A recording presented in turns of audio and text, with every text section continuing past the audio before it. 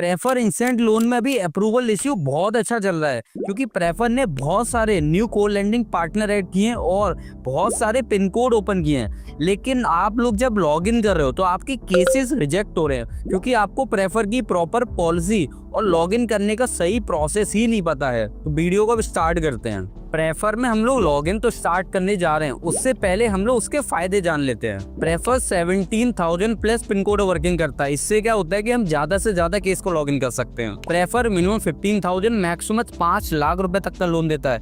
यहाँ कोई भी इनकम डॉक्यूमेंट की रिक्वायरमेंट नहीं होती, जैसे सैलरी स्लिप, ITR। यहाँ पे कोई भी फिजिकल वेरिफिकेशन की भी रिक्वायरमेंट नहीं होती। अगर किसी कस्टमर के डॉक्यूमेंट वेरीफाई हो जाते हैं, उसके 2 आवर के अंदर ये लोग केस को डिसबर्स करते हैं। यहाँ पे दोनों तरह की प्रोफाइल आप लॉग इन कर सकते हो, चाहे वो सैलरीड हो, सेल्फ एम्प्लॉयड हो। इनका पूरा प्रोसेस डिजिटल है, लॉगिन से लेकर डिसबर्सल तक का। कि जो भी केस आप प्रेफर में लॉगिन कर रहे हो उसके बेसिक क्राइटेरिया क्या होने चाहिए। सबसे पहले कस्टमर केस 23 से 56 ईयर के बीच में होनी चाहिए। उसका सिविल मिनिमम 720 होना चाहिए। -1 सिविल वाले केस अलाउड नहीं है। टारगेट सेगमेंट हमारा सैलरीड और सेल्फ एम्प्लॉयड होना चाहिए। लॉगिन के टाइम पे हमेशा इनकम मिनिमम 25 डालनी है, उससे कम नहीं डालनी है। जिस केस को आप लॉगिन कर रहे हो उसका पिन कोड सर्विसेबल आना चाहिए। मिनिमम एटलीस्ट 1 ईयर का उसका सिविल ट्रैक रिकॉर्ड होना चाहिए। जो भी आप बैंकिंग अपलोड करोगे उसमें बेसिक बैलेंस मेंटेन होना चाहिए। उसके सिविल में कोई भी राइट ऑफ, डिफॉल्टर या सेटलमेंट नहीं होना चाहिए। लास्ट 6 मंथ में उसकी कोई भी EMI बाउंस नहीं होनी चाहिए। लास्ट 30 डेज में मैक्स टू मैक्स उसके सिविल में 4 इंक्वायरी होनी चाहिए। जितनी कम इंक्वायरी होंगी उतने ज्यादा चांसेस आएंगे होने के। प्रेफर में हम लोग लॉग इन तो करना चाहते हैं, बट हमें पता होना चाहिए कस्टमर को कौन कौन से डॉक्यूमेंट की रिक्वायरमेंट है। सबसे पहले आधार कार्ड, पैन कार्ड, 3 मंथ का bank statement and current address OP। ये ऑप्शनल है, ये हमें जब देना पड़ता है जब कस्टमर आधार वाले एड्रेस पे नहीं रह रहा है। ईमेल ID और मोबाइल नंबर, यही बेसिक डॉक्यूमेंट की रिक्वायरमेंट होती है। अब मैं आपको एक बेसिक चेकलिस्ट बताता हूँ जो लॉगिन से पहले आप चेक कर सकते हो। तो जिस कस्टमर का भी आप लॉगिन कर रहे हो, सबसे पहले इसको सिविल 720 होना चाहिए।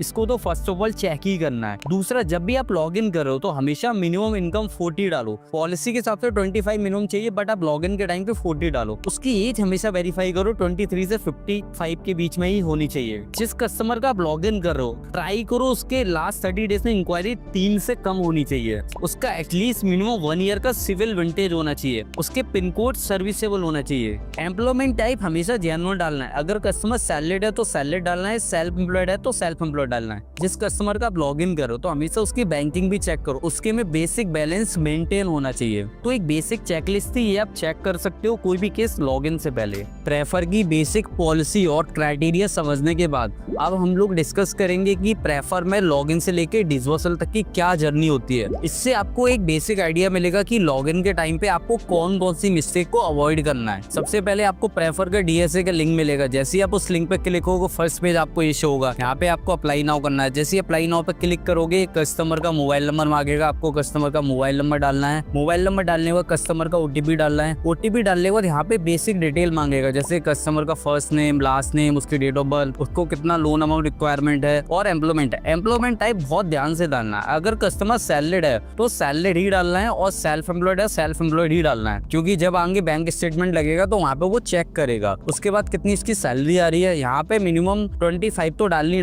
है। भले इसकी कितनी भी सैलरी आ रही है मिनिमम 25 डालनी है। मैक्सिमम अगर 40 डाल सकते हो, 45 डाल सकते हो, 50 डाल सकते हो। 25 से कम इनकम मत डालना। ये बेसिक डिटेल फिल करने के बाद आप नेक्स्ट करोगे। जैसे ही आप नेक्स्ट करोगे यहाँ पे जेंडर सिलेक्ट करना है, पैन कार्ड नंबर डालना है और पिन कोड डालना है। पिन कोड बहुत ध्यान से डालना है। पिन कोड हमेशा करंट वाला ही डालना है। अगर कोई कस्टमर है उसका आधार कार्ड अगर दिल्ली का है बट वो मुंबई में रह रहा है, वहाँ जॉब कर रहा है, तो मुंबई का ही पिन कोड डालना है। और यहाँ पे कस्टमर की मेल ID डालनी है और गेट ऑफर पे क्लिक करना है। गेट ऑफर पे क्लिक करने के बाद 2 सिनेरियो बनेंगे, या तो डायरेक्ट ऑफर आ जाएगा या बैंक स्टेटमेंट अपलोड करने के लिए बोलेगा। अगर मान लो बैंक स्टेटमेंट अपलोड करने के लिए बोलता है तो आपको बैंक सेलेक्ट करना है। मान लो कोई भी बैंक आप सिलेक्ट कर दोगे, फिर 3 मंथ का बैंक स्टेटमेंट अपलोड करना है। जैसे ही आप बैंक स्टेटमेंट अपलोड करोगे वहाँ पे फाइनल ऑफर दिख जाएगी, कस्टमर को कितना ऑफर मिल रहा है। फिर यहाँ पे आप टेनवर सिलेक्ट कर सकते हो। टेनवर सिलेक्ट करने के बाद कंफर्म में प्रोसीड करोगे। उसके बाद फिर ये बेसिक डिटेल मांगेगा, जैसे मदर का नेम, आपको अमाउंट क्यों चाहिए, आपका रेजिडेंस टाइप क्या है, ओन है, रेंटेड है, करंट एड्रेस क्या है और करंट रेजिडेंस पिन कोड क्या है। वो डालने के बाद